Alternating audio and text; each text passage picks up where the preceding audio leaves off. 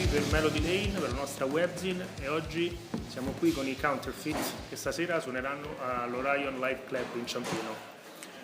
Good evening, guys. Good evening, how are you? Nice to meet you. First of all, we would like to ask you how this tour is going so far, and the reaction of the audiences to the new songs now that your first album, full length, is out. It's been amazing thus far. I mean, we started in Germany, in Hamburg, which, was an insane show, and the shows have just gotten bigger and kind of crazier as they've gone along. Like, we upped the production value kind of for these shows coming up. It's like, we really wanted the shows to be like a massive show for people to come and see, like exciting and interesting. So, we've just been kind of pushing ourselves more and more and more, and more people seem to be coming, which is amazing. Like, it's kind of crazy, and it's this massive shared experience, and the reaction has just been, like, it's been amazing.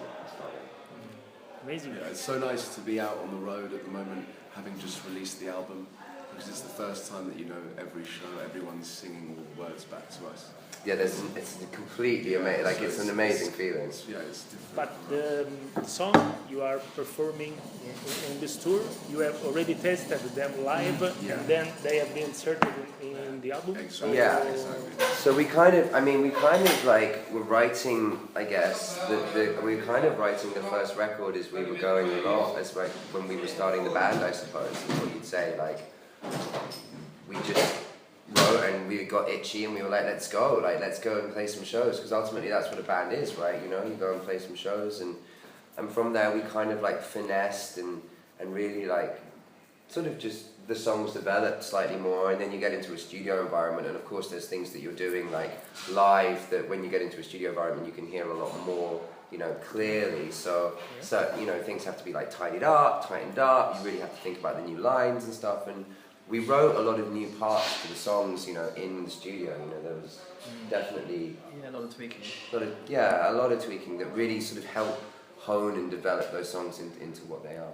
So you decided also to change something on the songs? Yeah, massively. After you see them live? Yeah, totally. I mean, it wasn't after seeing them live, I think. It was more after, having played them live, and then you go into a studio environment.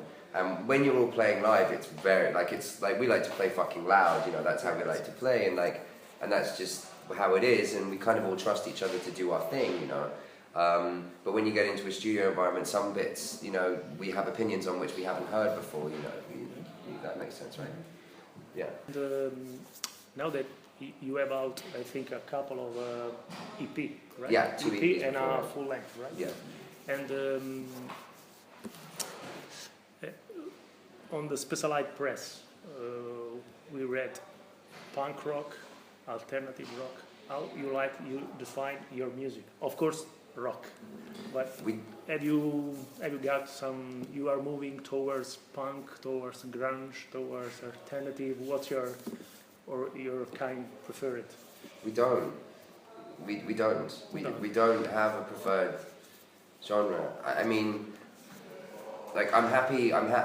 It's amazing when people describe the band, and give it a certain, mantle when it's called punk or when it's called rock. Like, I'm happy to be punk. I'm happy to be rock. Like, it's great. I think that all the things that we're described as, all the things that people have singularly put us in as a genre, have shaped this into what it is. By that, I'm very aware of, and I think we're all aware of that. But I don't think that really we ever set out to like try and put ourselves in a box. Like, our musical influences are totally varied, and we're not elitist in our taste either. It's one of those things whereby we take influence from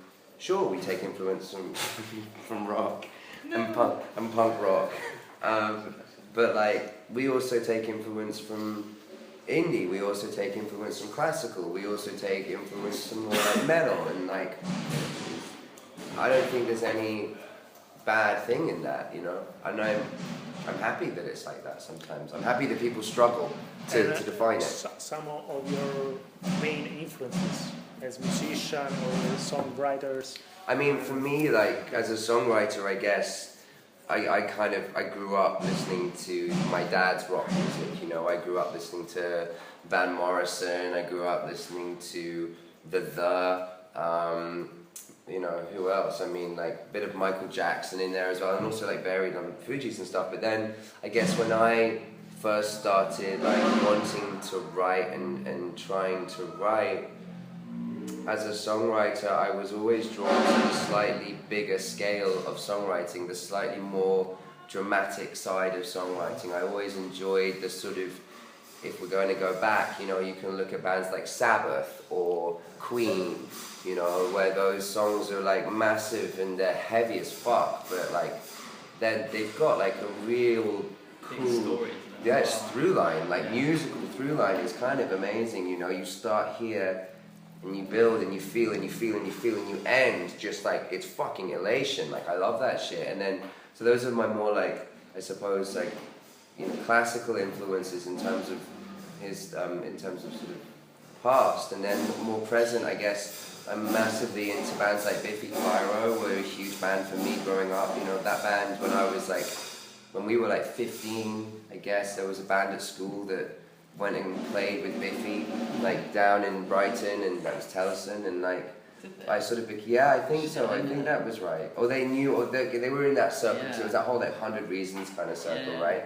And Biffy had either the first or second record out, and, you know, Simon Neil, I don't know, was a huge influence on me. And then I suppose also more modern bands like Gallows, I really connected. I remember seeing Gallows for the first time at a festival and just being like fucking blown away by the energy. You know, just completely like massively blown away. But I also love pop music, and I think we all do. But then, you know, everyone else's influences are totally different. Like Tristan's influences are massively different. Deeper into sort of metal side of things, but I also love like Taylor Swift sometimes, the new album. Like, our influences aren't sort of rooted in one area. They really are quite wide of the spectrum. Yeah. And you did this for the live performance, Well, or you needed also in the studio to make a better arrangement of the songs, or for your ideas you need more? Well, we started this, you know, as like when Tristan, myself, and Roland used to play in another band together, right?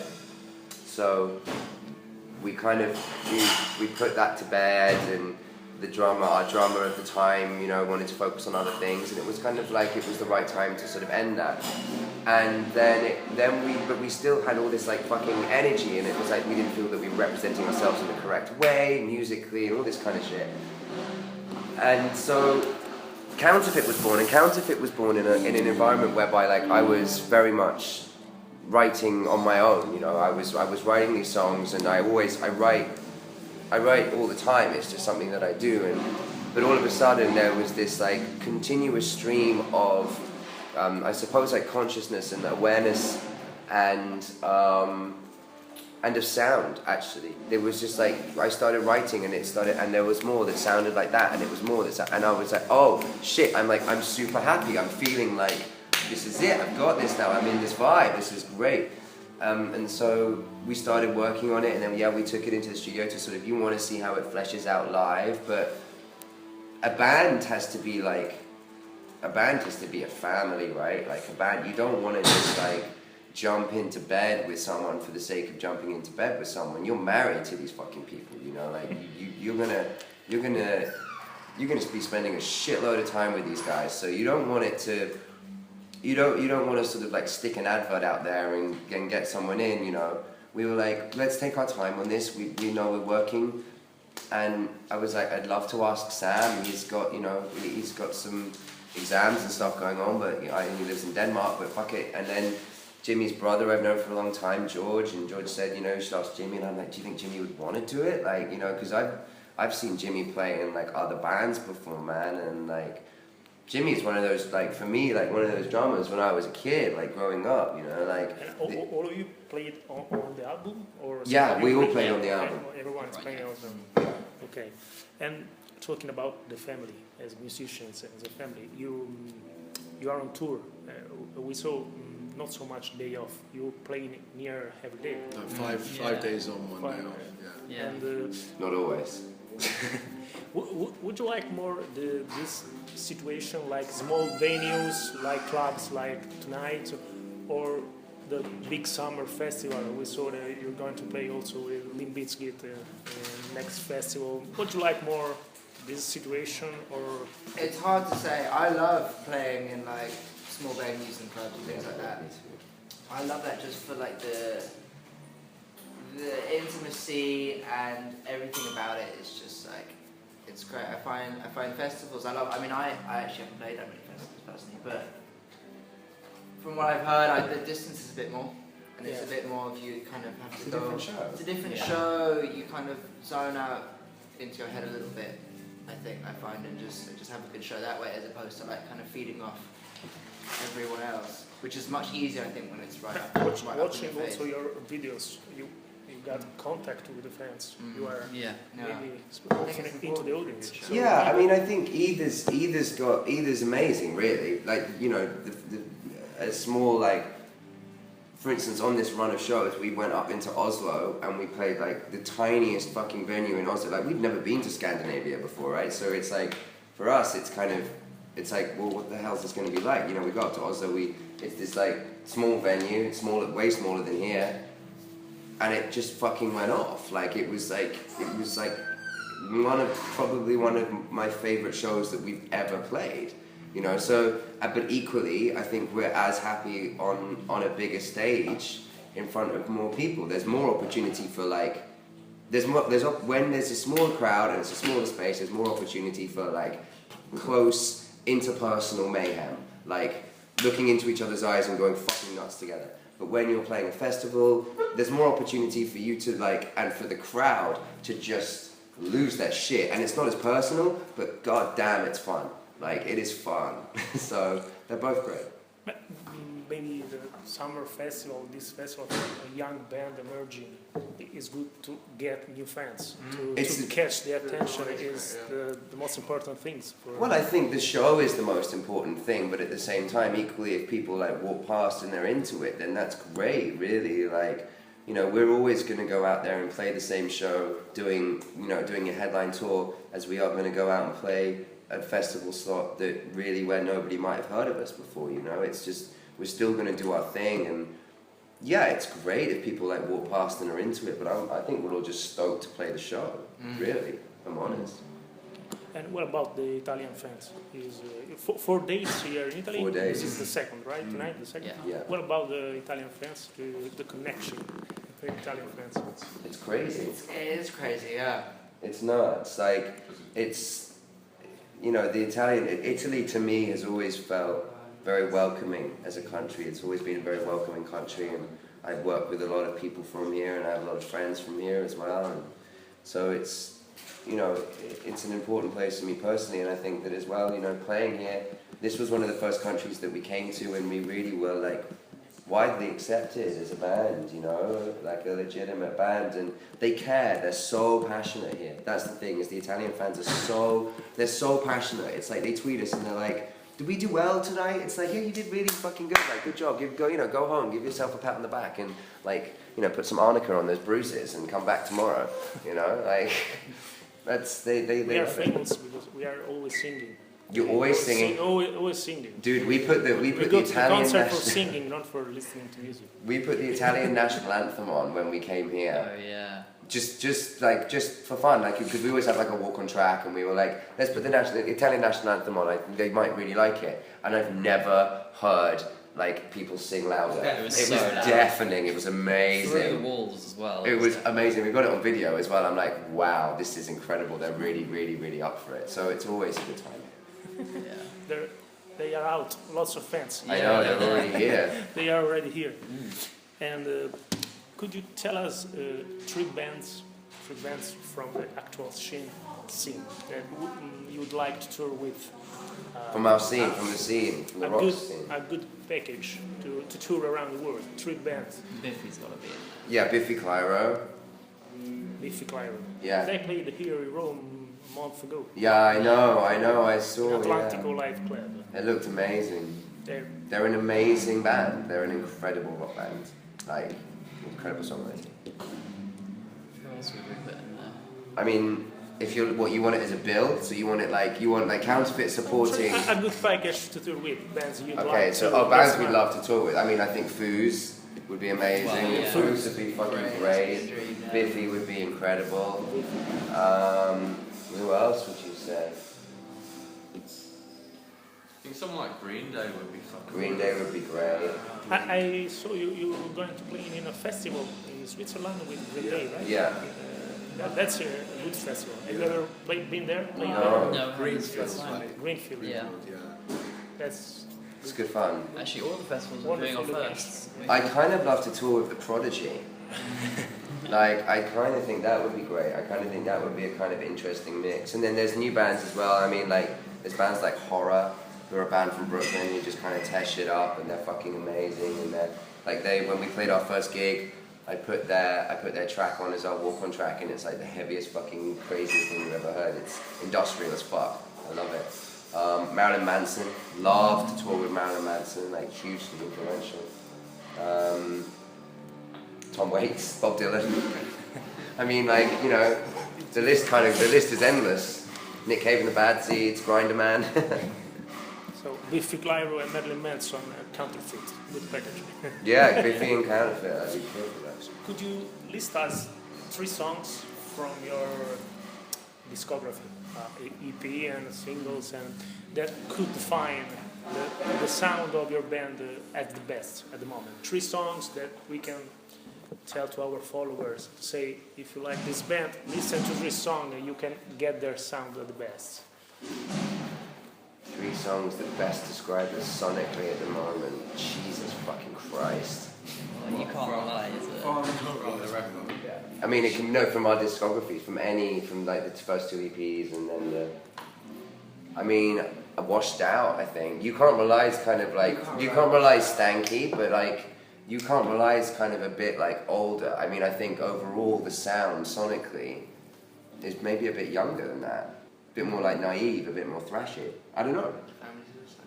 Yeah, Family could be on there, and Family Suicide, and As Yet Untitled. As Yet Untitled and Washed Out, I guess. But You Can't Rely is an interesting track, I agree. Like, it's different, it's interesting, because I think that the songs on the record are always, there is definitely a through line, and there's a sonic through line, but as well there's a progression in writing and a progression in maturity, I think, as the record goes on. So it's hard, because I'd love to be able to sit there and be like, you know, easy, bam, bam, bam, done.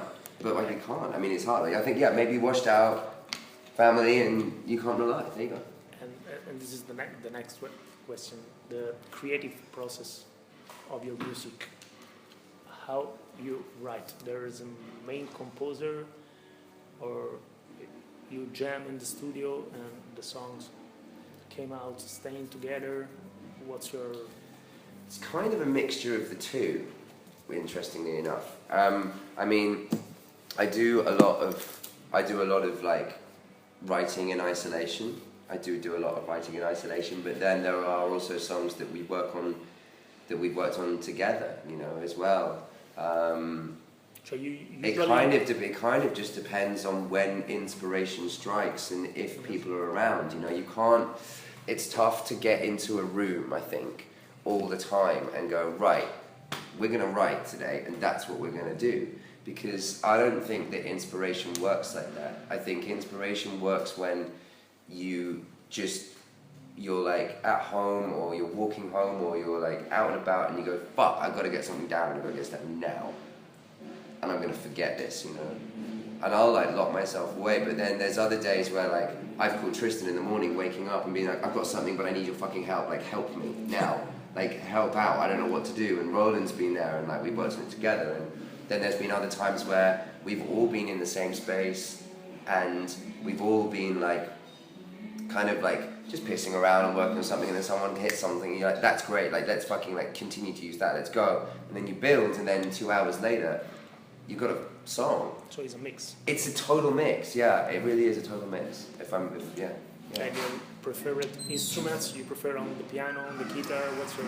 We write. I mean, I write when I write in isolation, and when most of us write, I think when we've written together, unless the track's been written acoustically, which of one, I think that of all the tracks, I think there's only one.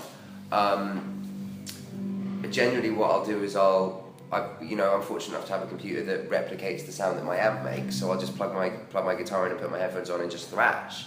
Because I live in central London, so I can't fucking plug my amp in and turn it up to 10. Like, I tried, trust me, I tried, and like Roland came over and we tried, and we got like shut down within like instantly. I was like, fuck, like I want to be punk as fuck, but it's like Tough in central. It's tough in central London, yeah, exactly. So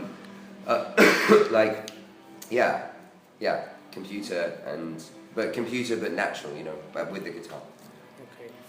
And have you already had new material? Your album is just now out, but did you have composed material for next release? There's ideas.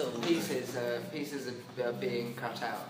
Yeah. Some I feel at demos, the moment pieces and they need to. They're only bits. They're not full songs. not full song. But- You are working on it. Yeah, And they're- while on tour, you write? You keep on writing, or Not in this purposefully. moment you are off on? Yeah, not on purpose. Not purposefully. There's no point where we go, okay, let's write. But like, for instance, today we were sound checking, and Tristan came up with something. Sorry, I got a cold. Tristan came up with something, and it sounded amazing.